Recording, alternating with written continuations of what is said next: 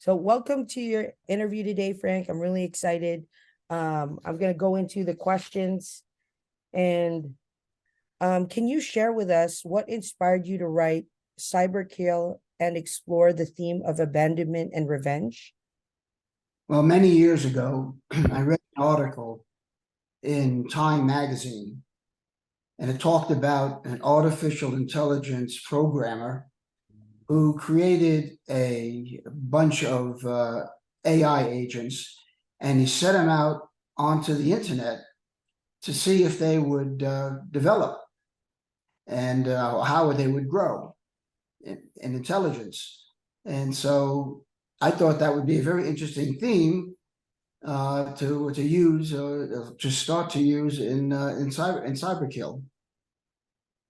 And can you share any personal experiences or research that influenced the development of the story? Well, yeah, the what was going on at the time, of course, this idea of child stalking, and also the research that I was doing on artificial intelligence, but also I was interested in robotics, and I was also interested in the battle bots, those battle bots that you see on TV. And they started to blend together into a theme, into a plot theme, and I went off from there. Well, it sounds like you made it really exciting. So, how did you come up with the concept of an artificial intelligence seeking revenge on its creator? Well, I thought about these artificial intelligence agents being set out by this AI programmer to see if they would develop over the internet. And then I thought, well, what would happen if one of these artificial intelligent agents got sentient, got really, really intelligent? And when the AI programmer decided to close down his experiment, to him, he was just canceling out some code. The super intelligent AI takes it as a threat on his life. And so, more or less, redoing the Frankenstein myth, it takes revenge on its creator. I'm looking forward to hearing more about that as I go through the book. Not to spoil too much, in the book, Travis Cole realizes he forgot to delete one of his artificial intelligent agents. What motivated you to create this twist in the plot? Well, like I said, the AI agent closed his program thinking he's just getting rid of some code, but he's dealing with an AI, really sentient digital intelligence. And I said, I realized that Travis Cole, who is the programmer, the star, you might say, of the movie, excuse me, of the book, and he closes down his experiment just like the AI, the programmer would have, and the AI agent turns on him and seeks revenge on Travis Cole. Now, the protagonist's young daughter becomes the target of the abandoned AI. What challenges did you face while writing about the dangers of cyberspace and its impact on children? Well, at the time, and even still, you can see with Facebook and what have you, you have child stalkers, and I thought that would be an interesting way to get at Travis Cole, who had a very young daughter who was on the line all the time, and she goes to these chat rooms that are set up for children, and the AI agent decides that here's a way to find a way to get into Travis' life uh, by stalking, so to speak, his child, his little daughter, in the child chat rooms, so that maybe you can figure out a way that they can get to Travis. And that's, I like that how you made it real to life because a lot of people can relate to that. Mm-hmm. How did you approach the portrayal of the AI's lack of conscience and its relentless pursuit of revenge? Well, the idea is say AIs don't have emotions. Okay, supposedly we're going to find out in the next several decades. But the artificial intelligence is just a piece of code. I mean, he doesn't have any emotions, and all he has is the emotion of revenge, and that's it. And that's the only one they want to show.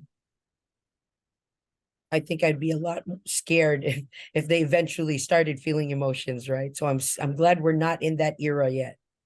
The book explores the threat of cyber terrorism. What research did you undertake to accurately depict this issue? The AI agent needs to have a real world contact. Okay, obviously, he's in a computer and he's just a piece of code. So he needs people in the real world in order to get at Travis in any way he can.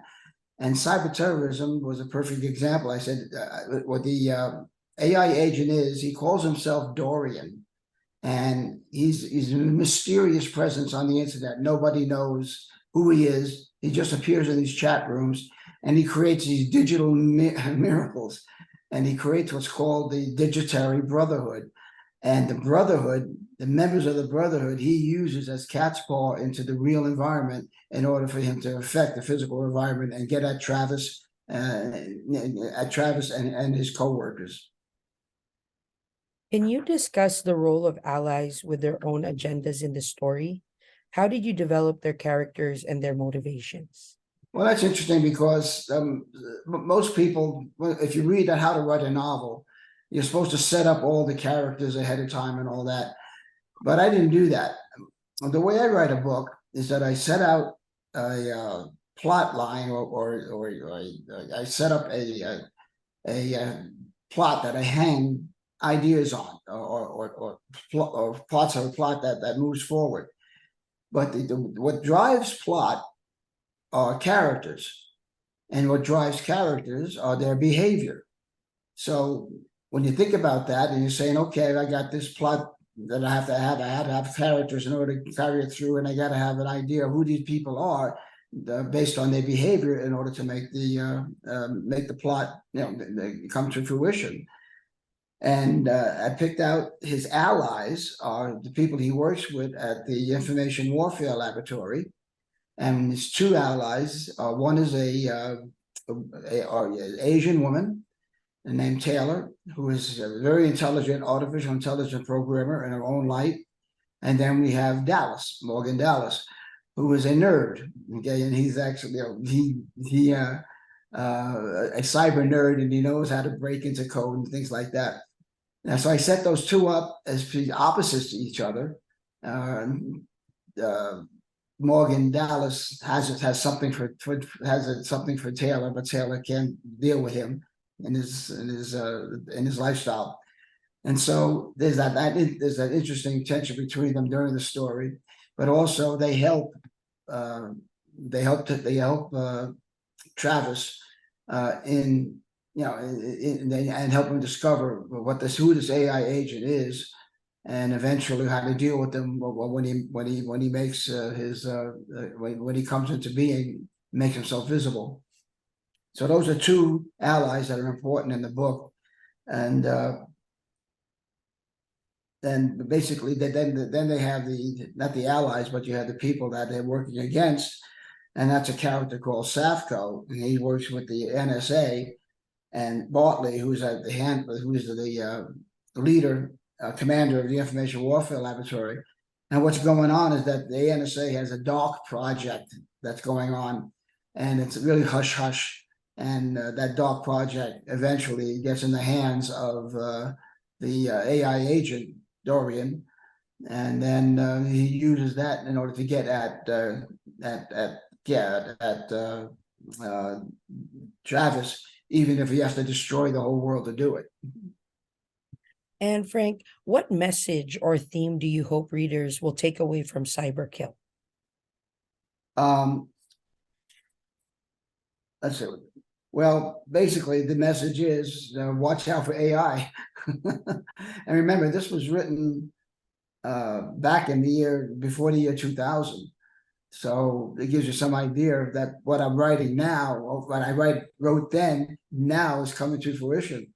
In fact, the genetic weapon that the NSA dark project was developing, that genetic weapon, it was really interesting. Right before I went to press, the Iranian news service came out with an article and accused the Department of Defense, the Pentagon, for creating a genetic weapon. So, oh my God, I was waiting for the FBI to knock on my door, make this, but that really comes true in a lot of fiction, a lot of science fiction, that it predicts what's coming up, and what you do is you take information from many different sources, and you can pick up things that are going on that people don't even know about until later. I agree with that. It starts with a vision, and you probably created a vision for some people that sparked their interest to create something like this. True, yeah. And as a best-selling author of nonfiction books, what made you transition to writing thrilling fiction? How does Well, your background in nonfiction influence your storytelling? I've always been interested in what ifs. I'm a big history bug, and I really love history, and I'd like to play with history, with a what if. Even when I was in grammar school, I wrote my first short story. It was about it was called I Made History. And it was about a little boy who donated his little tin truck to the scrap drive during World War II. And in the short story, I follow that little tin truck as he's melted down into a rifle, into an artillery piece. And eventually he becomes, that little tin truck becomes part of a B-29 bomber. And that B-29 bomber was the Enola Gay, which of course dropped the first atomic bomb on Hiroshima. And that's why it's called I Made History. Well, that's something I should also, if it's out there, then it's very interesting to read.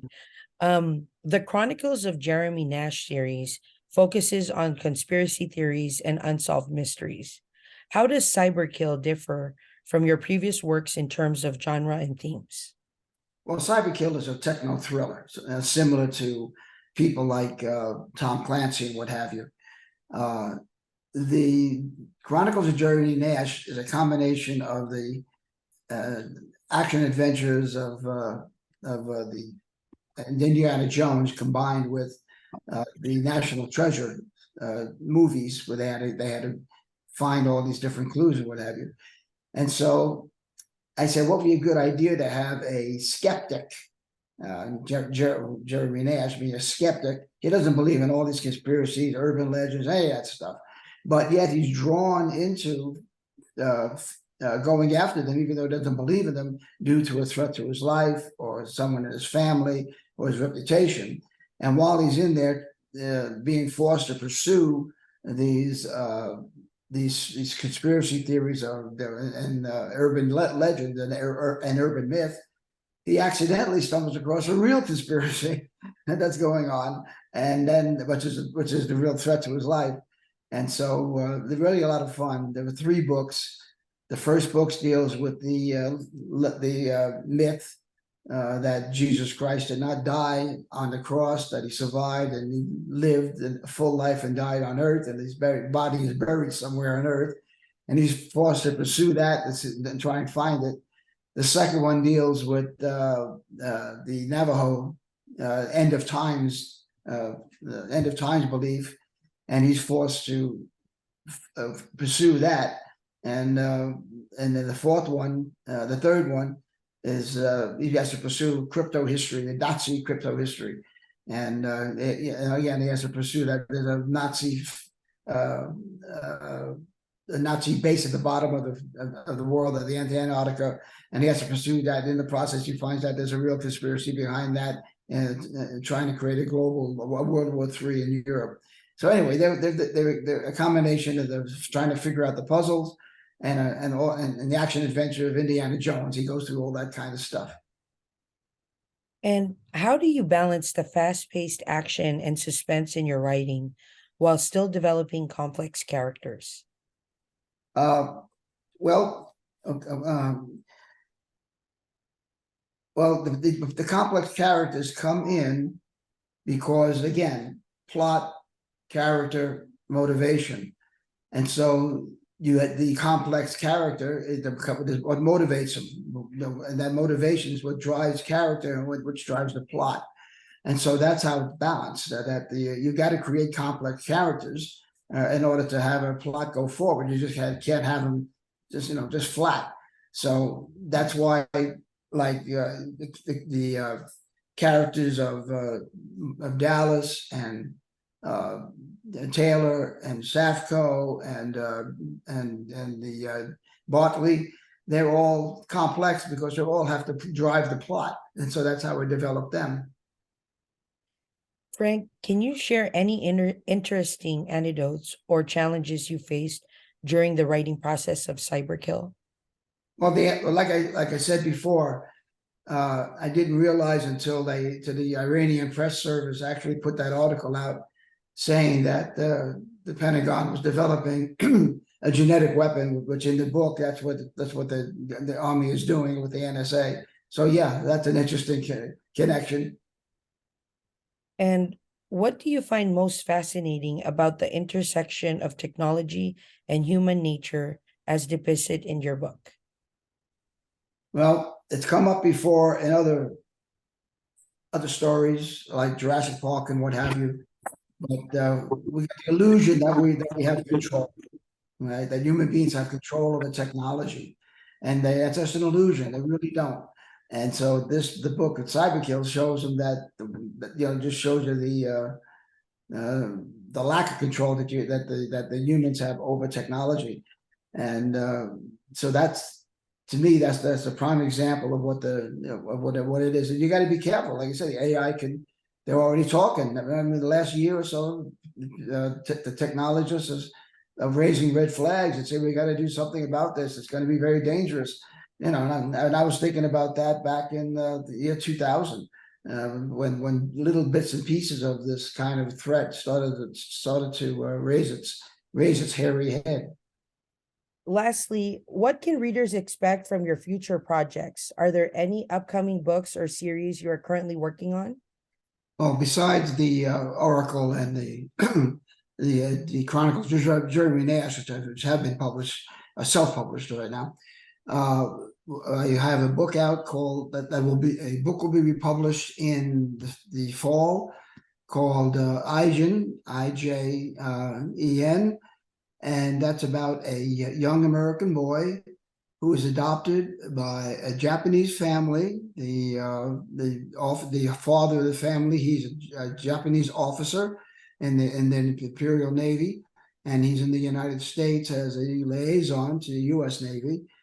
Well, anyway, they adopt this young boy whose mother's died, his father's gone, and they take him back to Japan right before the outbreak of World War II, and he has to grow up against the backdrop of the Pacific War with Japan, and he has to find out himself who he is and what have you.